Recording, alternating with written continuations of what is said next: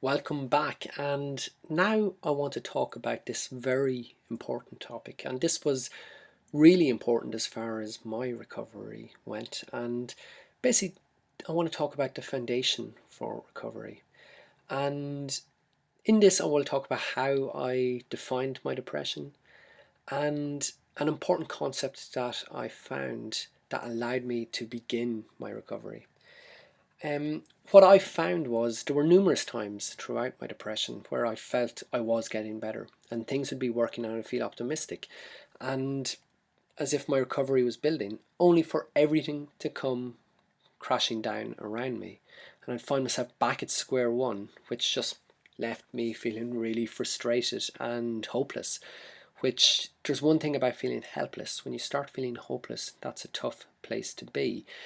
And I define this as being comparable to building a wall without a foundation. You can build a wall and it will rise without a foundation, but once that wall comes under any stress, it will just collapse. And that's what I found. I felt I needed to redefine my depression on so that I could properly build a recovery. And I started looking at this and thinking about what do I want, and I wanted to be happy. So I needed to have my depression comparable to happiness. So I started to look at it as an extreme negative emotion. I said for years I had looked at depression as being its own entity, and I was looking for a way to beat it.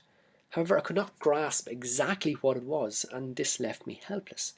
However, when I began to look at it as an emotion, all of a sudden I had something that I could work with. And I want you to imagine the mind as a scale. And on one side you have negative emotions, the other side you have positive emotions. And we need to be able to experience both positive and negative emotions in order to live. That's it. We need to experience them. And it's important. It's not a case of dismissing all negativity and only concentrating on positive or the other way around. We need to be able to see both. The problem with depression is that the scales is tilted towards the negative. It's filled with fear, filled with worry, the stress as well. And the happiness, the positive emotions are only fleeting. So it's weighed down very much on the negative. And with depression, the lens in which you view your experience through will be negative. And the mind will naturally tend towards a negative emotion, as you can see the imbalance that is there.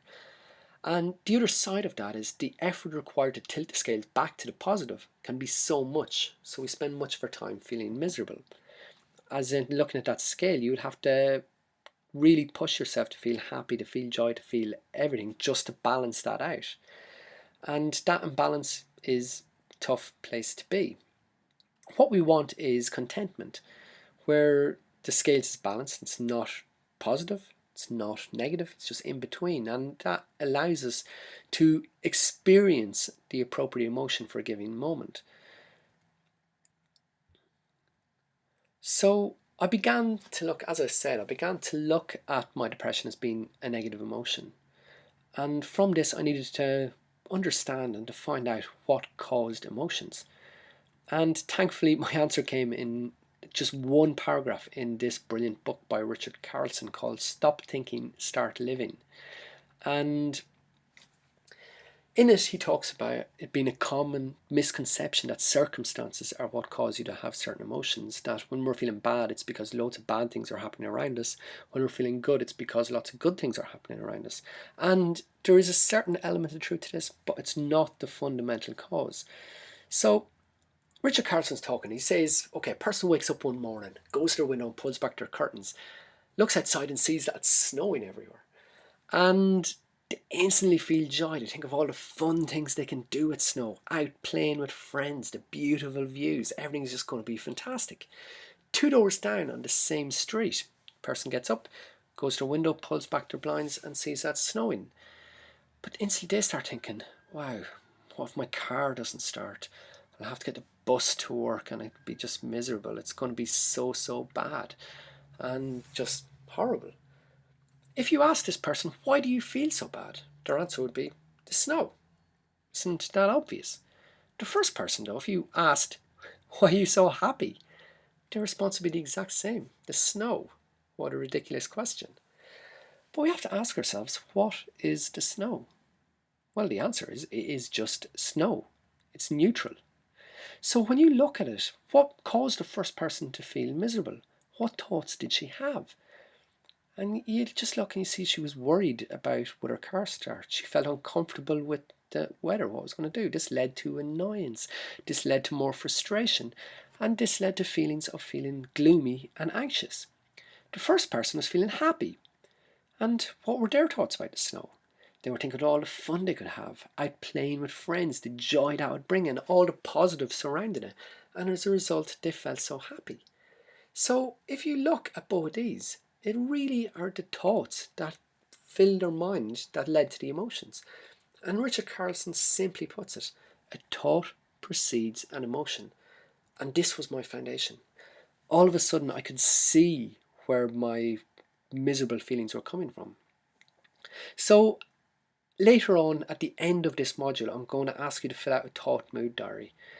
And what this will do is will allow you to experience what is going on in your mind rather than just me thinking and or telling you about it. So this is provided the last lesson of this module, and it may seem a lot, it may seem to be continually monitoring it. I don't want that. What it is about is just writing down how you're feeling and what thoughts accompany that feeling, just so that you can become aware of how your thoughts are affecting how you feel. And the one thing about this in Thought Mood Diary, what it will do is show you that you can retake control. You can be happy. And this is a very, very important lesson. And this is going to provide you with the foundation for the next upcoming modules when we go into positive psychology in more depth. This lesson is going to provide you with that foundation on which you can use everything else and start building your new life.